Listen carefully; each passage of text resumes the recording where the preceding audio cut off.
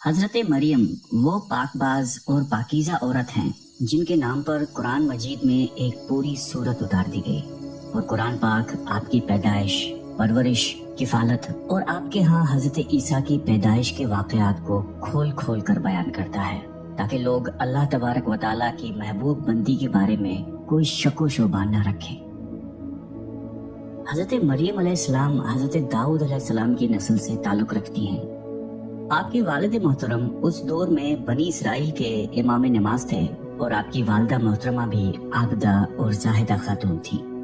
اس دور میں اللہ تعالیٰ نے بنی اسرائیل پر حضرت زکریہ علیہ السلام کو مبعوث فرمایا تھا۔ جب حضرت مریم علیہ السلام کے والدہ کے ہاں اولاد نہیں تھی تو انہوں نے اللہ کے نام پر یہ نظر مانی کہ اگر ان کے ہاں اولاد ہوئی تو وہ اسے بیت المقدس کی خدمت کے لیے وقف کر دیں گی۔ اس وقت کے رواج کے مطابق جو لڑکا اللہ تعالیٰ کے نظر کر دیا جاتا وہ نہ تو شادی کرتا تھا اور نہ ہی دنیاوی مشاغل میں دلچسپی لیتا تھا، صرف عبادت گاہ کی خدمت کرتا اور خود عبادت میں مشغول رہتا تھا۔ حضرت بی بی مریم کی والدہ نے بھی بیٹے کے عطا کرنے کی دعا اس لیے کی تھی کہ رواج کے مطابق عبادت گاہ کی خدمت کے لیے تو صرف لڑکوں کو قبول کیا جاتا تھا، لڑکیوں کے لیے یہ اجازت نہیں تھی۔ چنانچہ بیٹے کی جگہ جب بیٹی پیدا ہوئی تو ماں کو یہ فکر ہو گئی کہ اس کی نظر قبول نہیں ہوگی، کیونکہ دستور کے مطابق لڑکی نظر کرنے کی ممانعت تھی۔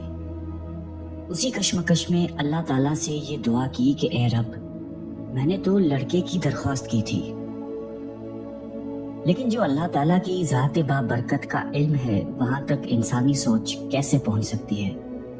اللہ تعالیٰ نے جس لڑکی کو پیدا فرمایا تھا اس سے دراصل مقدس ماں بنانا مقصود تھا، جس میں سے ایک عظیم الشان مبارک و مسعود بیٹے نے پیدا ہونا تھا جو پیدائشی نبی تھا۔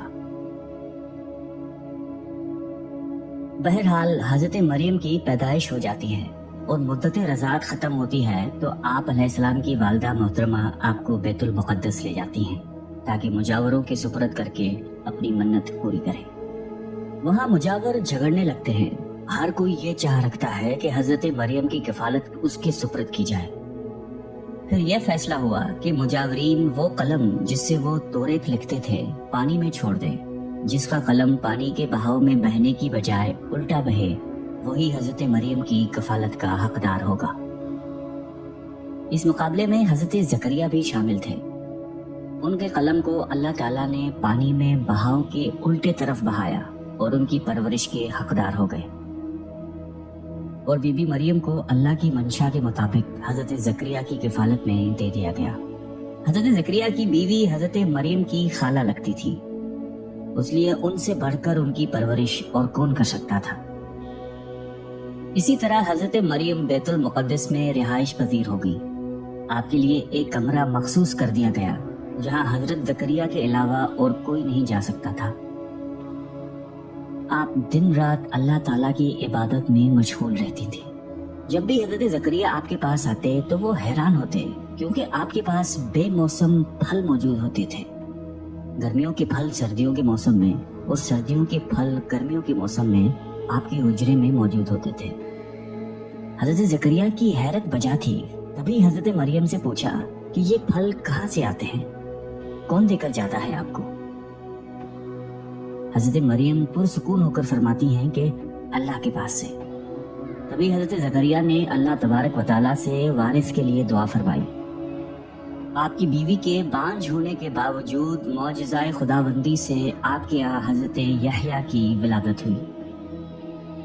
حضرت مریم کی عظمت اور فضیلت کو رب کریم نے بار بار قرآن مجید میں فرمایا ہے اور اپنی مومنہ بندی کی پاکیزگی اور پاک دامنی کا اعلان کیا ہے۔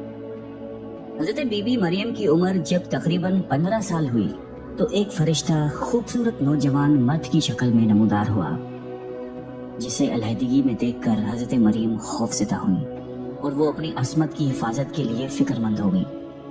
گو کہ فرشتے کے چہرے پر تقویٰ کے آثار نمایاں تھے، تاہم بی بی نے اپنی عصمت کی حفاظت کے لیے خود کو اللہ کی پناہ میں دے دیا۔ یہ ایک عفت اور پاک بازی کا ایک طرح کا امتحان تھا جو اللہ کے خاص بندوں پر اکثر ہوتا ہے۔ آپ نے اس شخص سے کہا کہ وہ وہاں سے چلا جائے۔ ان کی پریشانی دیکھ کر نوجوان نے کہا کہ گھبرانے کی ضرورت نہیں، میں इंसान नहीं हूँ, अल्लाह ताला की तरफ से भेजा हुआ एक फरिश्ता हूँ।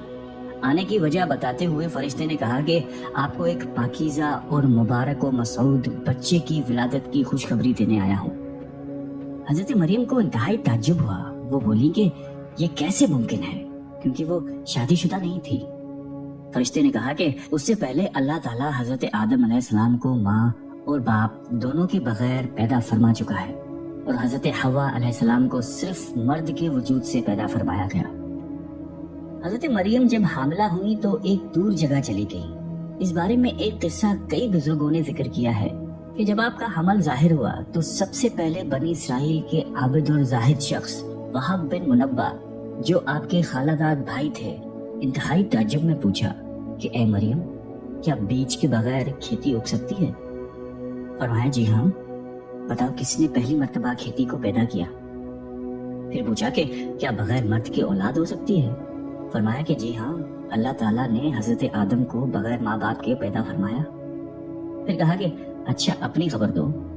हजरत मरियम ने फरमाया कि अल्लाह ताला ने मुझे खुशखबरी दी है अपनी तरफ से एक निशानी, जिसका नाम मसीह ईसा बिन मरियम होगा, दुनिया और आखिरत में साहिब मर्तबा होगा और लोगों से बचपन और बुढ़ापे में कलाम करेगा। मोहम्मद बिन इसहाक फरमाते हैं कि जब हजरत मरियम के हामिला होने की खबर बनी इसराइल में आम हो गई तो बहुत से अफराद ने हजरत जकरिया के घर आना जाना बंद कर दिया और आप पर इल्जामात और बहतान लगाने लगे। हजरत मरियम ने लोगों से अलहदगी इख्तियार कर ली और दूर तन्हाई में चली गई। जब हमल का दर्द शुरू हुआ तो आपने एक दरख्त का सहारा लिया और उनके नीचे बैठ गई। दर्द से बेचैन और बदनामी का ख्याल आखिर घबरा कर कहने लगी कि काश मैं पहले ही मर गई होती और भूली बिसरी हो गई होती। बेसरो सामानी के इस मुश्किल वक्त में अल्लाह ताला ने हजरत मरियम के कदमों के करीब एक नहर जारी कर दी और निदा आई कि पानी पियो और खजूर खाओ ताकि जिस्म को कुव्वत पहुंचे और फिर अपनी औलाद को देखकर आंखों को ठंडक पहुंचाओ। इस्लाम आने से पहले बोलने का रोजा रखना इबादत में दाखिल होता था, यानी सुबह से रात तक किसी से बात न करते। बाद में ये हुक्म मनसूख हो गया, लिहाजा हजरत मरियम की परेशानी दूर करने के लिए कहा गया था कि तुमसे कोई शख्स इस बच्चे के बारे में पूछे तो इशारे से कह देना कि मैंने चुप का रोजा रखा है। जब हजरत मरियम को कुछ तसल्ली हुई और हजरत ईसा अलैहिस्सलाम पैदा हुए, फिर आप अपने बेटे को कौम के पास ले आई। कौम के लोग आपकी गोद में बच्चा देखकर गजबनाक हो गए और आपकी इबादत गुजार और पाकीज़ा खानदान का हवाला देते हुए आपसे बदगुमान हुए और इल्जाम लगाना शुरू कर दिया। जब हालात बहुत तंग हो गए और सोच समझ के दरवाजे भी बंद हो गए, सिर्फ तवक्कल का मदार अल्लाह की जात ही रह गई, तब हजरत मरियम ने बच्चे की तरफ इशारा करते हुए कहा कि इस बच्चे से बात कर लो, तुम्हारे सारे सवाल के जवाब ये बच्चा देगा।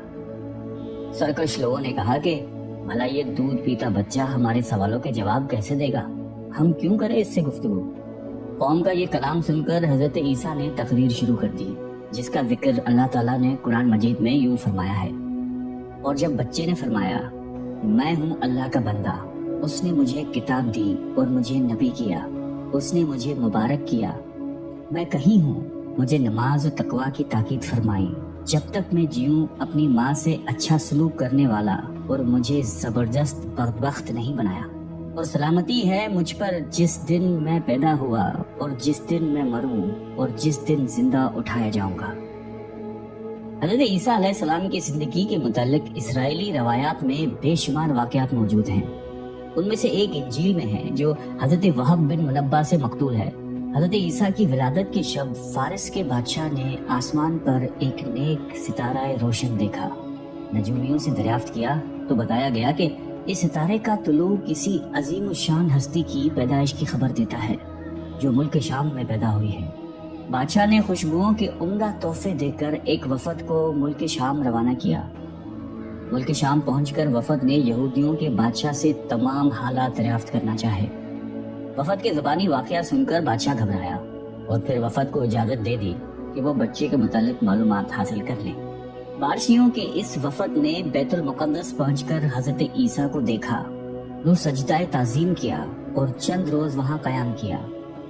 اسی دوران اس وفد کے بعض آدمیوں نے خواب میں اپنے بادشاہ کو اس بچے کا دشمن دیکھا اور لوگوں نے حضرت مریم کو اپنا خواب سنایا اور مشورہ دیا کہ اس بچے کو کسی محفوظ جگہ لے جائیں۔ اس کے بعد حضرت مریم حضرت عیسیٰ کو لے کر مصر چلی گئی۔ جب حضرت عیسیٰ کی عمر مبارک 13 سال ہوئی تو بیت المقدس واپس آ گئی۔ بخاری شریف میں حضرت عبادہ بن صامت رضی اللہ تعالی عنہ سے مروی ہے کہ رسول اللہ صلی اللہ علیہ وآلہ وسلم نے فرمایا کہ جس نے گواہی دی کہ اللہ کے سوا کوئی معبود نہیں، وہ اکیلا ہے، اس کا کوئی شریک نہیں، اور محمد صلی اللہ علیہ وآلہ وسلم اللہ کے بندے اور اس کے رسول ہیں، اور عیسیٰ اللہ کے بندے اور رسول ہیں جن کو اللہ نے مریم کی گود میں ڈالا اور اس کی روح ہیں، اور جنت